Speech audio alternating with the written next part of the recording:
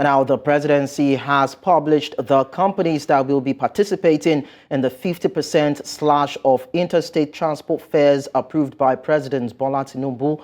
The president approved the reduction as well as free train rides for Nigerians starting from Thursday, December 21, 2023 to January 4, 2024. The Minister of Solid Minerals Development, Dele Alake, while announcing this gesture to State House correspondents at the Aso Rock Villa, says Nigerians willing to travel can board public transport via minibuses, luxury buses at 50% discounts of current cost. Meanwhile, the special advisor to President Bola Tinubu on Information and Strategy, Bayo Onanuga, has listed the 5 participating transport companies in the scheme.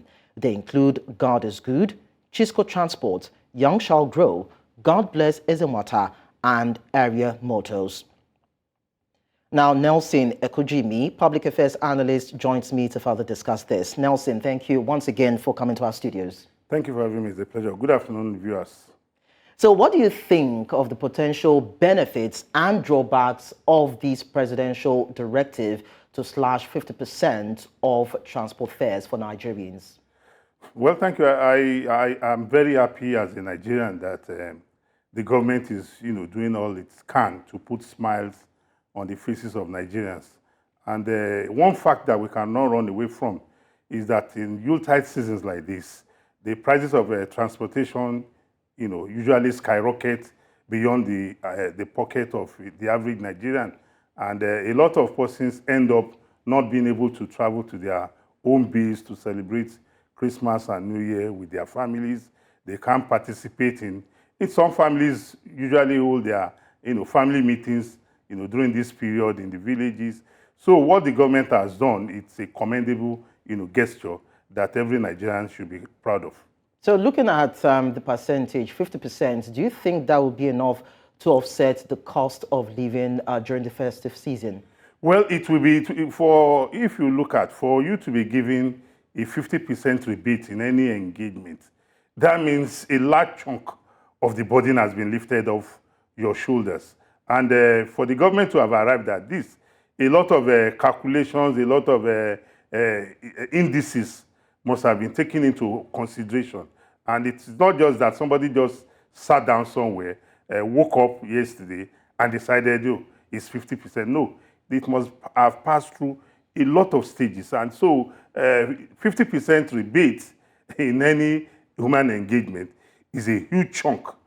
You put a calculation to that. Well, a few people were concerned about the communication from the presidency, talking about the confusion as regards whether it is interstate or is going to cut across all public transport companies, of course, in Nigeria. Some Nigerians thought that, for instance, moving from here to Ogba or moving from here to VI, you would also benefit from that slash. But later on, they got to know that it's just interstate and has to do with just 5 private companies. Do you think that the government could have communicated better in terms of this directive?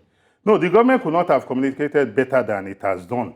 It's just like when Mr. President or the governor or the local government chairman presents the budget of the federation, the state or the local government. The details are usually, handled in a different format. The communication from the president or the governor or the local government chairman will be a summary, but the committee or the minister for finance or commissioner for finance or the legislator in charge of finance will come and give you a breakdown. 20 billion naira has been earmarked for housing. That 20 billion does not mean they are going to construct new houses.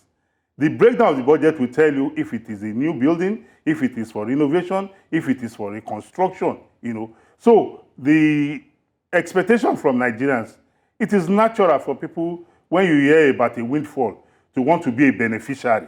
There's nobody who doesn't like good things, who doesn't want things free once you deserve it. And this thing is coming from the Nigerian government to the Nigerian people. And the Nigerian people that the government wants to benefit will not be, will not be determined based on age, sex, religion, or party affiliation. So the communication could not have been better than that.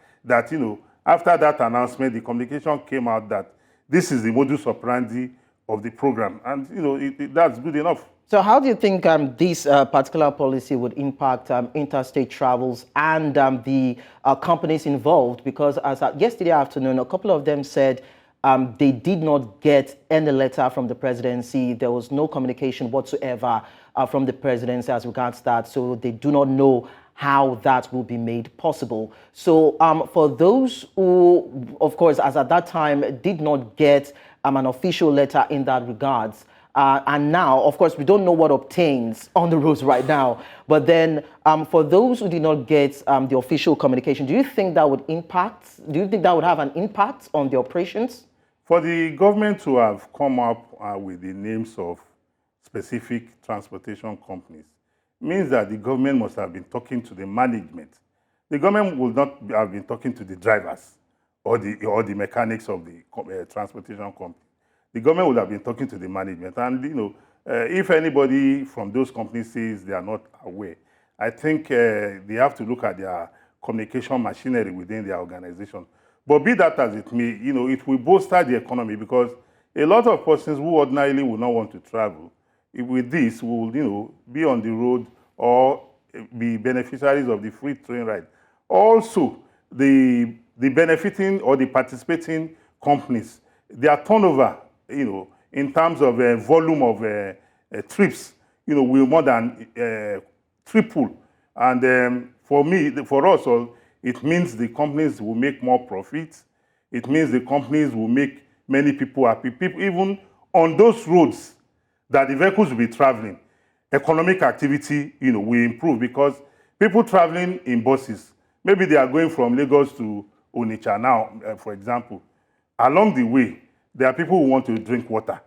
There are people who want to take food. There are people who want to buy one or two things. So the economic activity will be greatly and positively impacted by this gesture. So the economic implication on the economy as a whole, is in the positive side. I'd like to take you on that, Nelson. The reason why I might not agree with you is because just this morning, I read reports of one of the chiefs of the transport union in Nigeria saying that 2 years ago, that such a slash was done by the previous administration, and the monies that were meant to have been paid to the companies involved have not been paid up till now. So now that that backlog has not been cleared, and now we're still having the same directive being handed down to these logistic companies, how are we so sure that these monies will be paid, both the previous one and this particular one, that a 50% slash has been put into effect? Well, it's unfortunate if some companies have participated in events, in a gesture like this in the past, and they have not been paid. But you and I know for free that government is a continuum. A succeeding government, inherits both the assets and liabilities of its predecessor. So if companies have participated in this venture in the past and they have not been paid, they should be rest assured that it is the Nigerian government that is owing them. For how long? And it is now the responsibility of the government in the saddle to ensure that in clearing this this offer, it also goes ahead to investigate that claim from the previous administration to be sure that those claims are genuine, because it is not unlikely that maybe part of the reasons why those claims were delayed was as a result of some discrepancy that might have been found in the books. I don't know, because I don't represent those companies, neither am I the government spokesperson. But I believe strongly that the responsibility of a debtor is to redeem his debt, or else tomorrow he will not get any creditor. Okay, Nelson Ekujimi, thank you so much for talking to us. Thank you very much for having me.